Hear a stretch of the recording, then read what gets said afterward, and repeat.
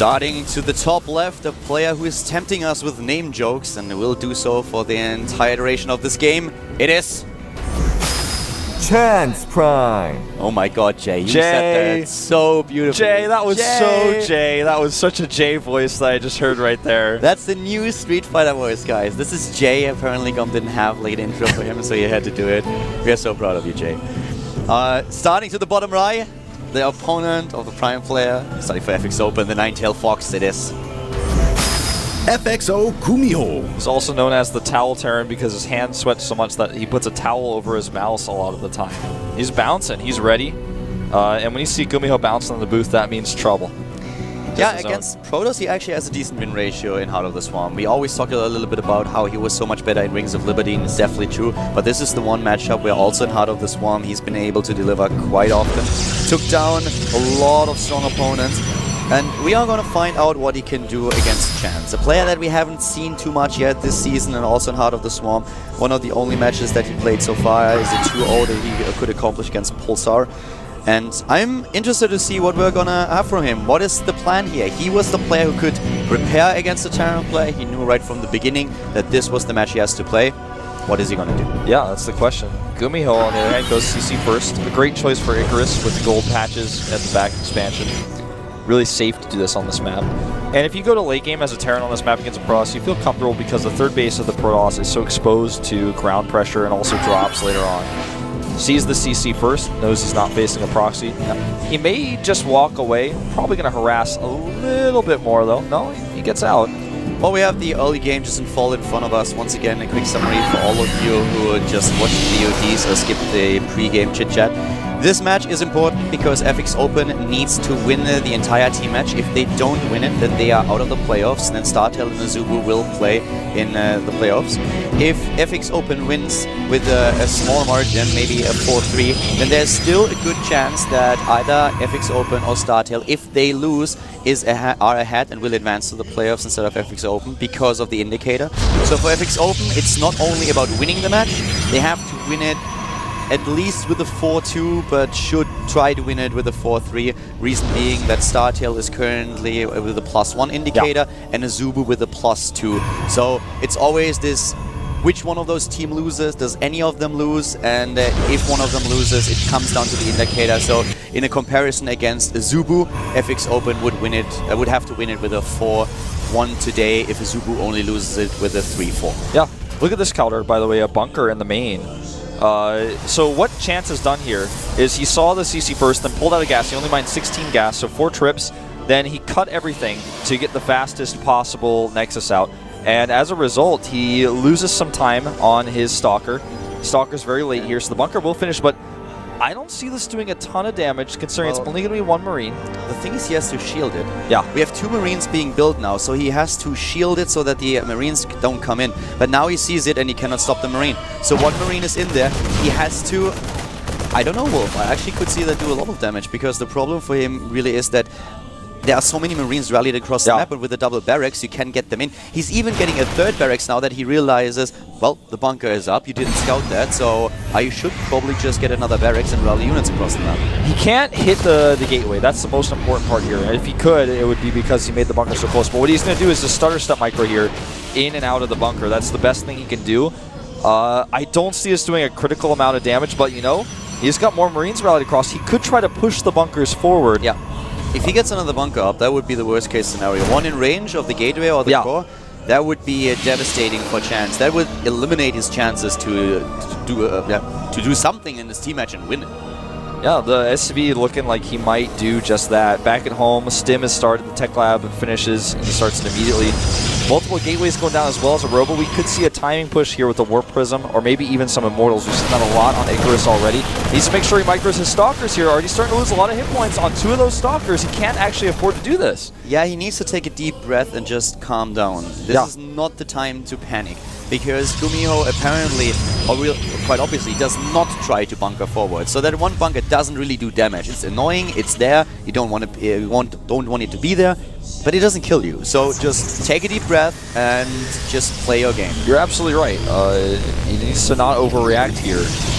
The Immortal is on the way, so in total, these gateways are going to put him up to he's going to have just 4. So, can do a drop. He can just be aggressive with the Immortal, try to knock those rocks down, and then transition.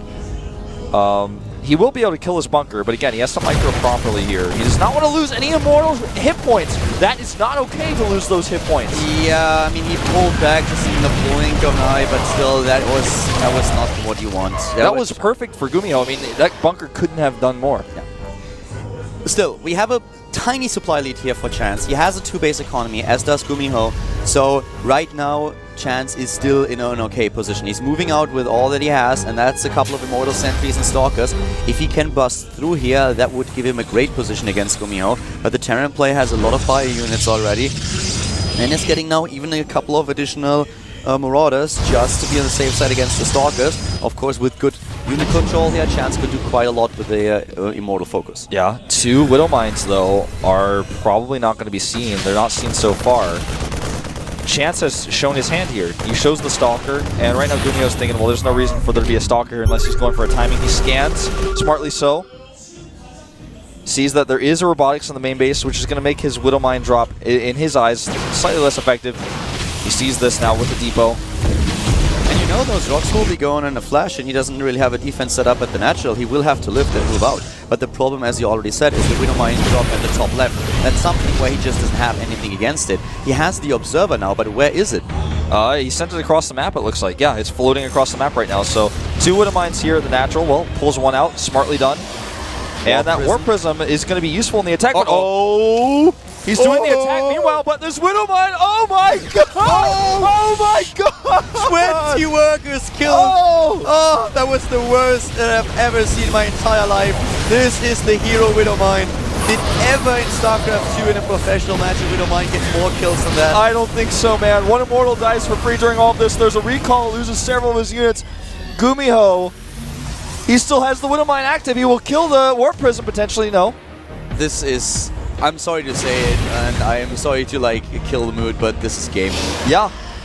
That's like a 20 worker killed with 1 Widow Mine, and the Harvester lead is now so incredible for a Terran player who also has mules.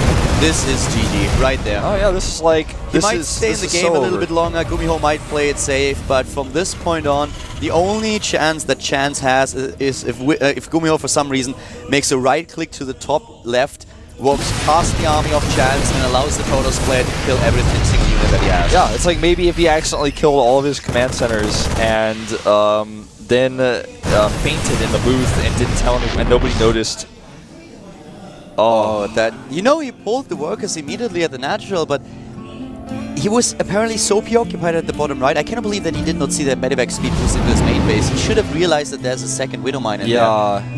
Definitely so. No excuses. Who really drops with only 1 Widow Mine? It happens very rarely. I mean, we saw it yesterday, but it's one of those things where you've got to at least be ready for 2, especially if it comes into your main base here. 2 Zealot drop, going to be cleaned up instantly by these few units that are already here. If he warps in more units, that means that's less units at home to defend against the pressure GuMiHo's putting on. As a Protoss player, you should always be ahead in Harvesters over your Terran opponent, because the only time that you lose to produce Harvesters is when you get the Mothership core, and the Terran player is getting 2 orbitals and doesn't have Chrono Boost that he can rely upon.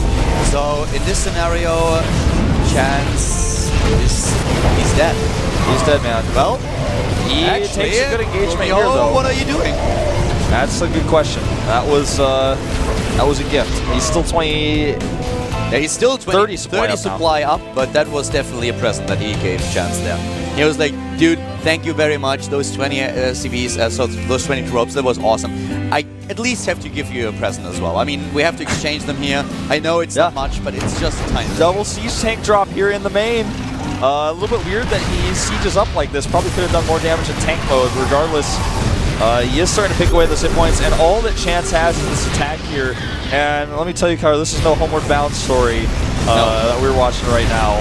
This is like a little bit sad for him. Now the natural up is being attacked with the siege tank. And all the Chance has are the units to the bottom right of the map. This is it, and he's already down 60 supply.